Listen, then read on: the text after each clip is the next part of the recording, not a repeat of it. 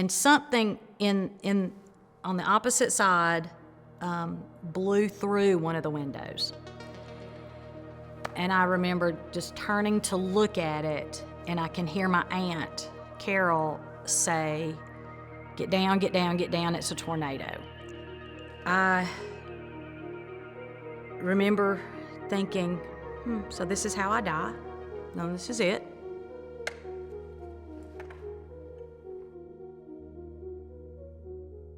I got here really early. I sing in the choir, and we were doing a big drama that day, and we'd been practicing for months.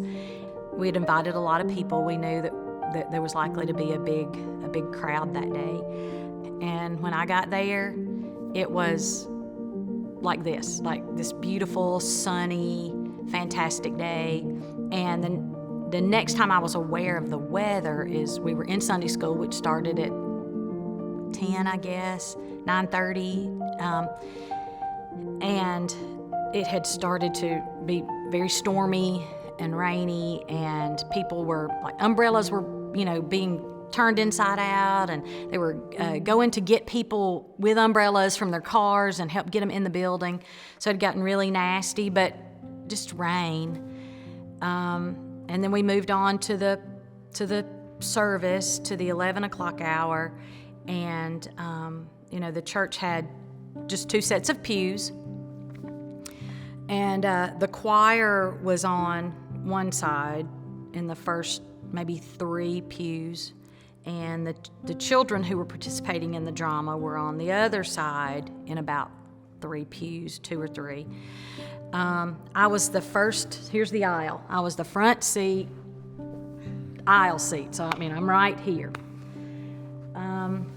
And we're about, 20 minutes in, and this is 1994.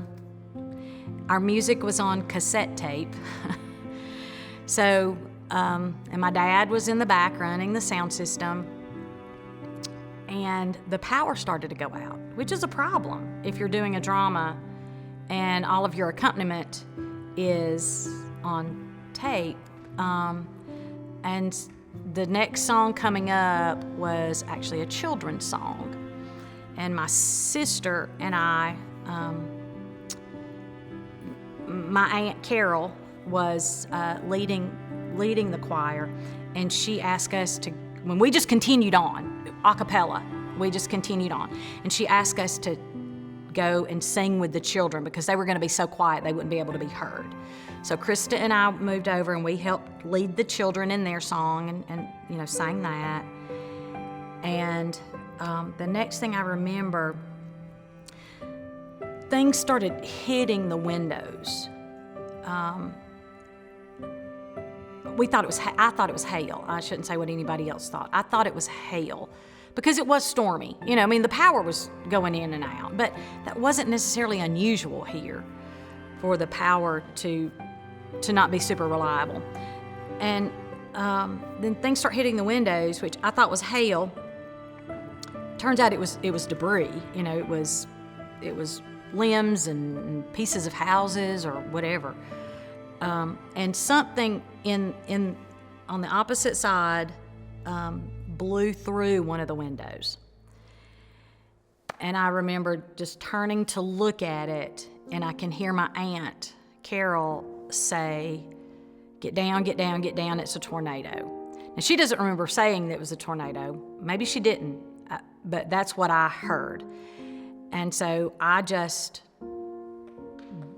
got and headed up the aisle because Jake was in the nursery. The nursery's back here. So I think I'm headed back to him. I don't think I got much further than just right into the middle aisle. I think that it was probably the wall, because the tornado hit. If I'm sitting here, the tornado hit here. It picked up the roof, the wall fell in, and then the roof comes back down. I do remember it felt like the floor was coming up at me, when I think what really was, I had been picked up and was being dropped back down. I think the wind picked me up and was dropping me back down.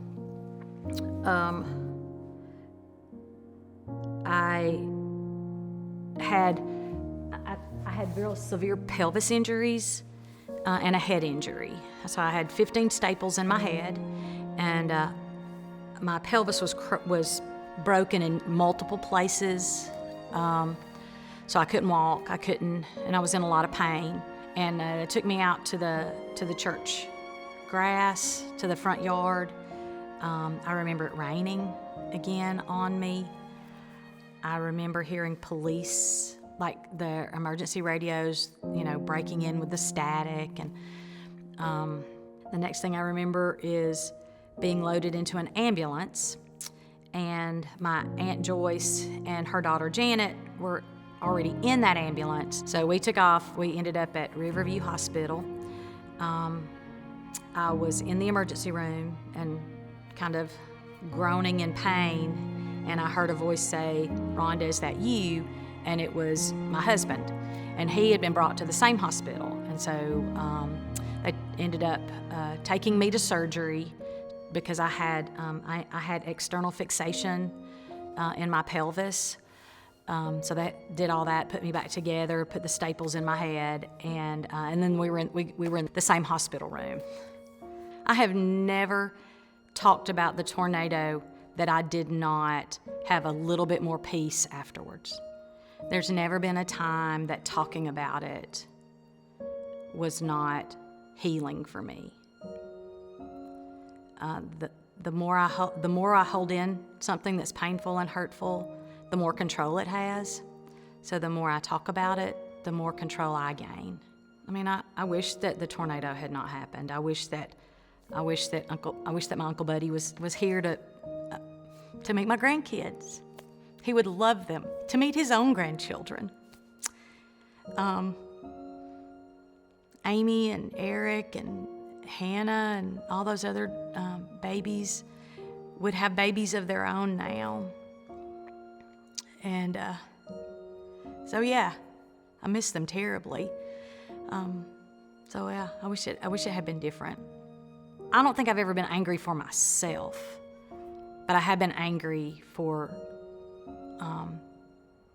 people who lost children, or parents, or spouses. I lost family, but I still had my children. I still had my spouse. I suffered physically, but I had so much to be thankful for. And so any anger that I did have, which I'm not sure I've ever acknowledged until, last night. So it was helpful. Again, there's never been a conversation that has not in some way provided some healing for me.